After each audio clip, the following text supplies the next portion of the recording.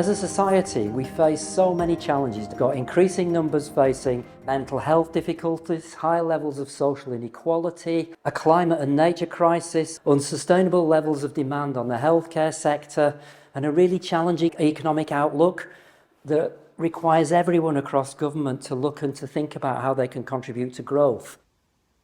I can't think of many programmes or initiatives that have the potential to address all of those challenges, but Green Social Prescribing does. There's a significant treatment gap. We know that mental health needs in children and young people have increased, and some of the building blocks of good mental health are things like being connected with your community, connecting with the environment around you, connecting with other people, having a sense of place, of purpose, of belonging. And so I think that that's why Green and Blue Social Prescribing can be so powerful. Around 40% of people that engaged with Green Social Prescribing in the first year came from ethnic minority communities, and around 30% had a declared disability. We've had over 5,000 people accessing services, and that's people with very mild to moderate needs, right up to people discharging from secure settings with very acute needs who are very, very unwell. And all of those people can access nature. It's a way of actually introducing non-clinical approaches that are evidence-based.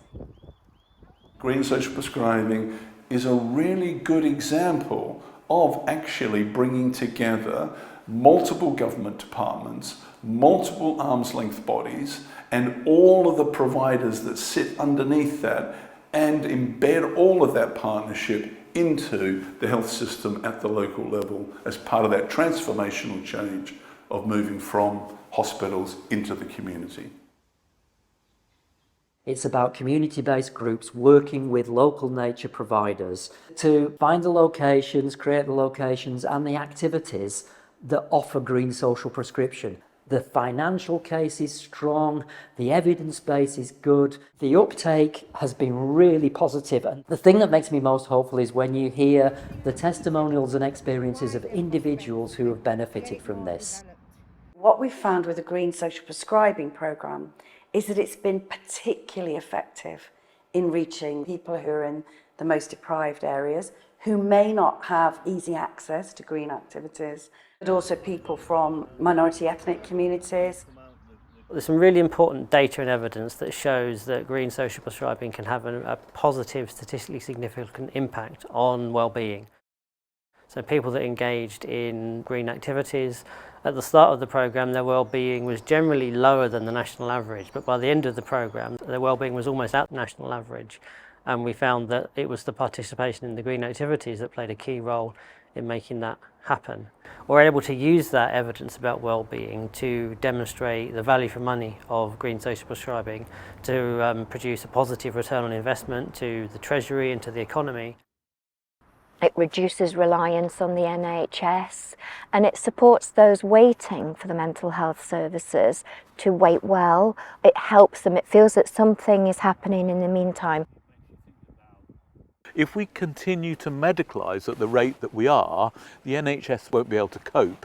Whereas if we can start using our community to make people better, then we will reduce the burden on hospitals and actually make people better at the same time. So we need to really properly shift the focus from cure, such as antidepressant type pills and that sort of thing, to a more preventative thing where we look at preventing ill health by getting people out into nature. So I would urge all GPs and politicians to support green social prescribing because it's a way out of our current crisis. We've absolutely been able to demonstrate through the outcome measures that we've used that people's levels of anxiety have reduced and their levels of happiness have increased. We want to work with health trusts, we want to work with health providers, we want to work with other charities who are in this space trying to all achieve those same goals of helping people's well-being. It's going right to the core of all the different parts of our system.